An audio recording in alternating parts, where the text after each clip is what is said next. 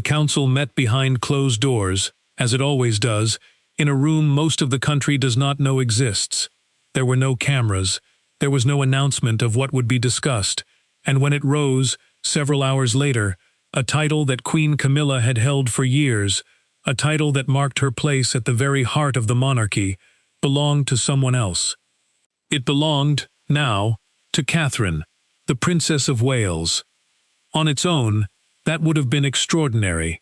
A title moving, in a single afternoon, from the wife of the king to the wife of the heir, is not the kind of thing this family does quietly, or often, or ever. But it was not the transfer itself that stunned the country when word of it finally began to spread. It was the reason.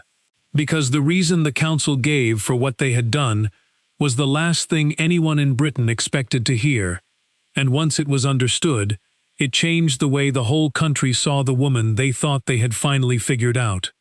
Before we go deeper into what this really means for the royal family, make sure to subscribe so you don't miss a single update. To understand why a title changing hands could shake a nation, you first have to understand what a title actually is inside this family, because it is never just a word. In the ordinary world, a title is decoration. It is a courtesy, a nicety, a way of being addressed. Inside the monarchy, it is nothing of the kind. A royal title is a position on a map that almost no one outside the palace can fully read. A marker of precedence, of standing, of exactly where a person sits in the invisible order that governs everything, from who enters a room first to who stands where at a coronation. To hold a particular title is to hold a particular place, and to lose one, or to have one passed to someone else, is to be moved on that map, quietly, permanently, and in full view of everyone who knows how to read it. That is why the transfer mattered so much. This was not a ceremonial nicety being handed from one woman to another. It was a position at the very center of the family being formally, deliberately reassigned. From the Queen, Camilla, to the future Queen, Catherine. And it was done not by the king, and not by the family in a private conversation, but by a council. A body, a formal decision, made in a chamber, by people whose job is to decide exactly these things. To understand how such a body could move a title from the wife of the reigning king, you have to understand what these councils are, because most of the country has no idea they exist. Behind the visible monarchy, the one of balconies and carriages, there is a second monarchy of committees and councils and quiet formal bodies that do the actual work of deciding how the institution runs. Precedence, protocol, the ordering of the family. These are not decided by whim, or by affection, or by who is most popular at any given moment. They are decided, formally, by people whose entire purpose is to keep the machinery of a 1,000-year-old institution running exactly as it should. And one of those bodies had just done something no living person could remember it doing. It had reached into the settled order of the family, taken a title from the Queen, and given it to the Princess of Wales. The first question everyone asked, once the news began to move, was the obvious one. Had Camilla done something wrong? Had she fallen from favor? Was this a punishment? A demotion? The quiet beginning of the end, for a woman the public had never fully embraced? That was the story the country's instincts reached for, because it was the simplest, and because, for so many years, the simplest story about Camilla had always been the unkind one. But the simple story was wrong. And the moment the real reason began to surface, the entire shape of the thing turned inside out. To understand what really happened in that chamber, we have to leave the council room and go back, years back, to a decision the late Queen made, and a conversation Camilla had with herself long before anyone else was involved. Every settled order in this family, if you follow it far enough, leads back to Elizabeth, and this one led back to her more directly than most, because the framework the council had used to make its decision was not new, it was hers. In the last years of her reign, according to those familiar with it, The late queen had turned her mind to a problem that had troubled the monarchy for generations, the problem of transition. Not the transition from one monarch to the next, which is settled and clear, but the quieter, messier transition of the women beside them. The passing of the central female role from one generation to the next has always been one of the most delicate moments in the life of the crown, and history is full of examples of it going badly, of resentment, of rivalry, of two women occupying overlapping spaces, and the whole family paying the price. Elizabeth had watched it happen, and she had resolved, with the quiet foresight that defined her, that it would not happen again on the watch of the family she was leaving behind. So she had built a framework, a set of principles, written down and left with the councils that manage these things, for how and when the central roles of the family should pass from one generation to the next. It was not about any one person. It was about the institution, about making sure that when the time came, the handover would be orderly, dignified, and free of the poison that had wrecked such moments in the past. And it was this framework, sitting quietly in the care of a council, that had finally been triggered. But a framework does not act on its own. Someone has to set it in motion. And here is where the story stops being about rules and starts being about a woman almost no one in Britain had ever truly understood. Because the person who set it in motion was Camilla. According to accounts later described within the household, the council did not strip Camilla of anything. It did not move against her, or demote her, or act on any judgment of her conduct. It acted on her request. Camilla herself had gone to the council, quietly, formally, and entirely of her own choosing, and asked them to begin the transfer. She had asked them to move the title from her to Catherine. That is the reason that stunned Britain. Not a fall, not a punishment. A choice. The woman the country had spent decades casting as ambitious, grasping, forever reaching for more, had walked into a chamber and voluntarily given away one of the greatest markers of her own standing, and given it to the younger woman who would one day take her place. To understand why she did it, you have to understand what Camilla had come to see, from the unique vantage point of a woman who had spent her whole life on the receiving end of the family's transitions gone wrong. She had lived through the most painful version of exactly the problem the late Queen had built her framework to solve. She knew, better than anyone alive, what it costs a family, and a country, when two women are left to occupy overlapping places, and the ambiguity is allowed to fester. She had been at the center of that storm once, and she had decided, those close to her say, that she would not allow the next generation to be dragged through anything like it. Those who have tried to imagine the moment she decided describe something quiet and entirely private. There was no announcement of it, even within the family, because the decision was hers alone to make, and she made it alone. Those close to her say she had been turning it over for a long time, months, perhaps longer, weighing a thing most people in her position would never even allow themselves to consider. She was not a young woman.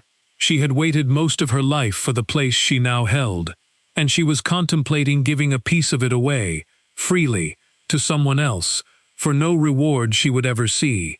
That is not a decision anyone makes quickly, or lightly, or without a great deal of quiet pain. But those who know her best say that Camilla had never mistaken her position for a possession, in the way that others in her place so often do. She had watched Elizabeth hold the greatest position in the land for 70 years, and never once behave as though it belonged to her rather than to the country. And somewhere in those years of watching, Camilla had absorbed the same understanding, that the roles of the monarchy are not owned by the people who hold them, but borrowed, and held in trust, and meant to be passed on. She had spent decades being accused of wanting more than she deserved. And she had decided, in the quiet of her own conscience, to answer that accusation once and for all, not with words, which no one would have believed, but with the one act that could not be argued with. She would give something away. It was Those familiar with it say, the loneliest kind of decision. No one asked her to make it. No one would have blamed her for holding on. She could have kept every ounce of her standing for the rest of her life, and been entirely within her rights to do so. And instead she chose, alone and unprompted, to let it go. Because she had looked at the future, and seen the family she loved, and decided that its peace was worth more than her own place at the center of it. To understand the full weight of that, you have to remember what she had lived through, because no one in the modern history of the family understood the danger of an unsettled succession of the female role better than Camilla did, for the simple reason that she had once been at the very heart of the most damaging example of it the monarchy had ever seen. She knew, from the inside and at enormous personal cost, exactly what happens when the question of which woman holds the central place is left ambiguous and unresolved.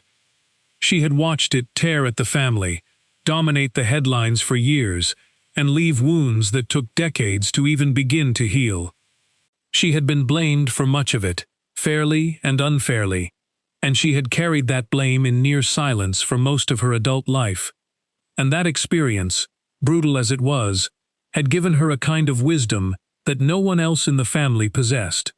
She had seen, up close, the precise mechanism by which these things go wrong, the way ambiguity breeds rivalry, the way rivalry breeds resentment, the way resentment, left long enough, curdles into something that can damage the institution itself. She knew the disease because she had lived inside it. And so when she looked at the next generation, and at the quiet, unresolved question of how the central role would one day pass from her to Catherine, she did not see a distant abstraction. She saw the beginning of the same storm she had already lived through once, and she was determined, with everything she had, that the younger woman would never have to. That is the thing the public never understood about her, and could not have, because they had only ever seen her from the outside. They had cast her as the cause of the family's most famous rupture. They had never imagined that the same woman might spend the last chapter of her life making sure such a rupture could never happen again. But that is exactly what she did. She took the hardest lesson of her own life, the one the whole world had watched her learn, and she used it to protect the very family that had once been torn apart around her. So she did the one thing that could prevent it. She removed the ambiguity herself. By asking the council to formally pass the title to Catherine now, cleanly, deliberately, on her own terms, she settled a question that might otherwise have haunted the family for years.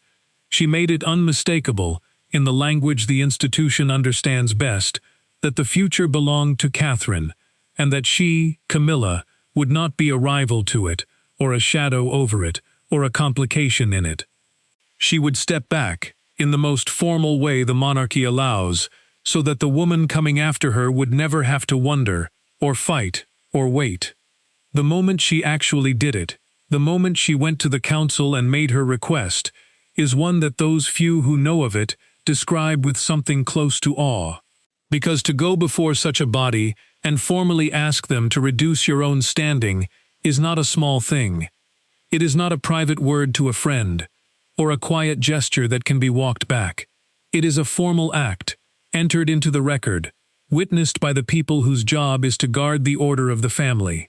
There is no undoing it once it is done.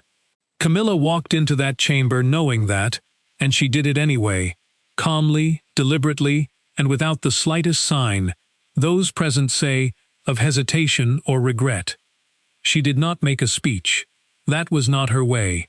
She simply stated, plainly, what she wished the council to do, and why. She told them that the time had come to settle the question of the succession of the central role, that the framework the late queen had left existed precisely for a moment like this one, and that she wished it to be triggered now, in her own lifetime, on her own initiative, while it could still be done cleanly and with dignity. She asked them to move the title to Catherine. And then, those present say, she sat quietly while the body she had summoned did the extraordinary thing she had asked of it. Those in the room describe a strange and heavy atmosphere, a group of people whose entire purpose is to preserve the standing of the monarchy, being asked by the Queen herself to formally diminish her own. It is not a thing they are built to do. It went against every instinct the institution had trained into them, and yet the logic was unanswerable, and the framework was clear, and the person requesting it was the one person with the standing to ask. So they did it. They made the transfer. And when they rose, the thing was done. A title moved, an order changed, a future settled, all because one woman had chosen to ask. It was, when the country finally understood it, the opposite of everything they had been taught to believe about her. Now, the news of what Camilla had done began to move the way these things always do, quietly, imperfectly, and in fragments. And as it spread, the reaction across Britain went through a remarkable transformation. The first wave, before the reason was understood, was exactly what you would expect: shock, and the assumption of scandal, and the old reflexive unkindness that had followed Camilla for decades. But as the truth surfaced, as people began to grasp that she had done this herself, and why, something shifted. The unkindness gave way to something the country had almost never extended to her: respect. Because there is nothing the British public admires more, in the end, than someone who gives up power gracefully. It is the rarest thing in public life, and the most quietly moving. Here was the most scrutinized woman in the country, the one who had fought longest and hardest for her place, choosing to hand a piece of that place to someone else, for no reason other than the good of the family and the peace of the future. It was a kind of dignity the public had never allowed themselves to associate with her. And confronted with it, undeniable and freely given, a great many people found themselves quietly revising a judgment they had held for most of their lives. To understand how Catherine received it, you have to understand that she did not ask for it, and by every account did not want it. At least, not like this. Those close to the Princess of Wales say she was, if anything, uncomfortable with the whole thing. She had never sought to displace Camilla, had never angled for precedence, had spent her years in the family doing the quiet, steady work of earning her place rather than claiming it. To have a title formally transferred to her, in her lifetime, from the sitting queen, was not a triumph she had wanted. It was a responsibility she had not asked for, handed to her by a woman she had no wish to diminish. And that, those familiar with it say, is exactly why Camilla did it the way she did. She understood Catherine well enough to know that the younger woman would never take such a thing for herself. So she gave it, deliberately, formally, in a way that left no room for Catherine to refuse. She removed the choice, and with it the guilt, so that Catherine could step into her future without ever having had to reach for it. It was, in its way, a final act of protection from one woman to the next, a clearing of the path, so that the person coming after would never have to walk it the hard way that Camilla herself had. Caught in the middle of all of it, as he so often is, stood King Charles.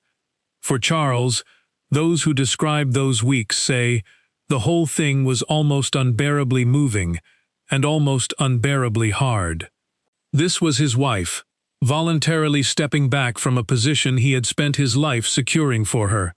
Every instinct in him, as a husband, must have wanted to stop her, to tell her she had earned her place, and had no need to give any of it away. But he understood, better than anyone, why she was doing it. He had watched, across his own life, what the failure to manage these transitions had cost his family. And he knew that what Camilla was doing was the single most selfless thing anyone in the family had done in a generation, and that to stop her would be to rob her of the one gift she most wanted to give.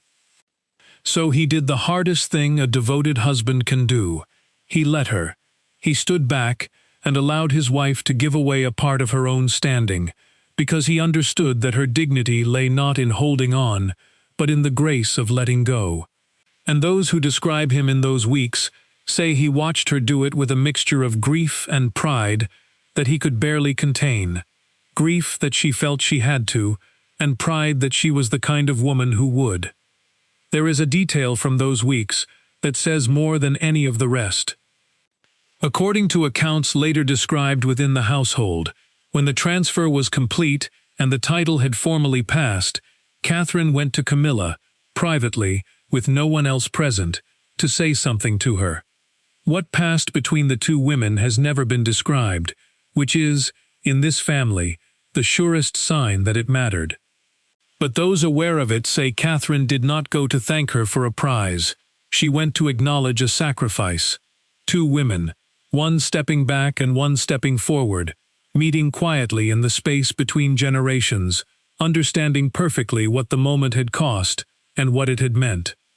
It was, by every account, not a rivalry ending, but a torch being passed, and passed, remarkably, with love. In the weeks that followed, according to those within the household, the change in how the family arranged itself was quiet but profound. The ambiguity that had hung over the succession of the central female role, the unspoken question of where Camilla ended and Catherine began, was simply gone, dissolved by a single deliberate act. And in its place was something the family had not had for a long time: clarity. Everyone knew where they stood, because one woman had been brave enough, and generous enough, to make it clear. It is worth pausing on how rare that clarity actually is, because it is the thing the monarchy most often lacks and most desperately needs. For all its ceremony and its ancient order, this family has spent much of its modern history tangled in exactly the kind of ambiguity Camilla dissolved in an afternoon. Questions of who ranks where, who comes next, whose role is whose, left unspoken and unsettled until they hardened into feuds. Historians of the family can point to moment after moment where a single act of clarity, made early and made with grace, would have spared everyone years of pain. Those acts almost never came, because clarity, in this family, usually costs someone something, and no one is ever willing to be the one who pays. Camilla was willing. That is what made it extraordinary. She looked at a question everyone else was content to leave dangerous and unresolved, and she paid the price to settle it herself, so that no one else would have to. And the effect of that rippled far beyond the title itself, because when the most senior woman in the family demonstrates, in the most formal way possible, that the roles of the monarchy are things to be held lightly and handed on with grace, she sets an example that reshapes how everyone beneath her understands their own place. She had done more than settle one succession. She had shown the whole family what dignity in transition actually looks like, and in doing so, she had quietly strengthened the institution against the very disease that had so nearly destroyed it once before. Now, a story like this does not stay sealed, and the whole country, eventually, came to know its shape. But what is remarkable is what happened to the public's understanding of it once the reason was clear. The headlines that had reached, at first, for the language of scandal and demotion, slowly gave way to something else, to a grudging, and then a genuine, admiration. Britain had spent the better part of 50 years not knowing quite what to make of Camilla, and in one afternoon, in a chamber most people had never heard of, she had answered the question for them, not with a speech, or a defense, or a plea for sympathy, but with an act. She had shown them who she was by giving something away. One commentator, a royal historian who had spent a lifetime watching the family, put it in a line that spread across the country because it captured what so many people were suddenly feeling. "We spent 50 years," the historian said, "waiting for Camilla to reveal who she really was. And when she finally did, it was the exact opposite of what we had all been so sure we would find. It was not a graceless woman clinging to power. It was one of the most gracious acts of letting go the monarchy has seen in a century. And a nation that had prepared, for half a century, to think the worst of her, found itself entirely unprepared to think the best. That was the true shock of it, not the transfer of a title, but the collapse of a story the country had told itself for decades. Britain had a fixed idea of Camilla, worn smooth by 50 years of repetition, and in a single afternoon that idea simply stopped fitting the facts. People do not change their minds about public figures easily, and almost never all at once. But this was one of those rare moments when an act is so clear, and so unexpected, that it forces a whole country to go back and reconsider everything it thought it knew. The woman they had been so certain was reaching for more had just given away more than any of them would have dreamed of parting with. And there is no argument, no speech, no campaign of image-making that could ever have achieved what that single quiet act achieved on its own. There is a detail from those weeks that stayed with everyone who learned of it. According to those familiar with it, in the days after the transfer, Charles is said to have told his wife, quietly, that she had done the bravest thing he had ever seen anyone in their family do, and Camilla's reply, in the version that reached the household, was as simple as it was revealing. She told him she had not been brave at all. That bravery would have been holding on, and pretending it did not matter, and leaving the mess for others to clean up after she was gone. What she had done, she said, was simply the easy part, seeing what needed to happen, and doing it, while she still could. It was the answer of a woman who had made peace with something most people spend their whole lives refusing to face. That the truest measure of a place in this family is not how tightly you hold it, but how well you hand it on. There is a final thing worth understanding about all of this, because it is the reason the late Queen built her framework in the first place, and the reason it worked exactly as she had hoped. Elizabeth understood something about power that almost no one who holds it ever learns, that the surest way to keep the monarchy strong is to make its transitions clean, not to cling, not to let ambiguity fester, not to leave the great questions of who comes next to be fought over in the shadows, generation after generation, but to settle them, deliberately and with dignity, while the settling can still be done with grace.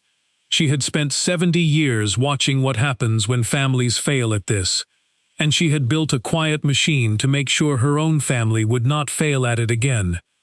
But a machine is only as good as the people willing to use it. She could build the framework, but she could not force anyone to trigger it. That took a person willing to give up something real, for nothing in return but the good of the family and the peace of the future. In the end, the person willing to do that was not the one anyone would have guessed. It was Camilla, the woman the country had spent decades underestimating, who turned out, when the moment came, to understand the institution she had married into better than almost anyone in it. She was stripped of nothing. She gave, and in giving, she did more to secure the future of the monarchy, and to redeem her own long misjudged place within it, than any title could ever have done. Catherine stepped forward. Camilla stepped back. Charles watched his wife become, at last, the woman he had always known she was. And a country that had never quite forgiven her found itself, in a single afternoon, with nothing left to forgive. Perhaps that is the truest legacy of the whole affair, not the title, and not even the grace of the giving, but the lesson it left behind, for everyone who watched it happen. That the people who are remembered most fondly in this family are almost never the ones who held on hardest. They are the ones who knew when to let go. Elizabeth understood it, across 70 years of holding the greatest position in the land with an open hand. And Camilla, the woman the country had spent so long misjudging, understood it too, well enough to do the one thing that would prove it, beyond any doubt. She had spent a lifetime being told she wanted too much, and she answered, at the last, by wanting less than anyone had ever imagined she could. Years from now, when Catherine stands where Camilla once stood, and the title that changed hands in that quiet chamber sits naturally upon her, very few people will remember the storm of speculation that surrounded the moment it passed. But the family will remember. They will remember that the path was cleared for them, deliberately and lovingly, by a woman who asked for nothing in return, and that the smoothness of a transition everyone else took for granted was, in truth, a gift, given quietly, by the last person anyone expected to give it. The title changed hands, but what stunned Britain was not the losing of it. It was the grace with which it was given away. Thanks for watching. Please don't forget to like and subscribe, and we will see you in next one.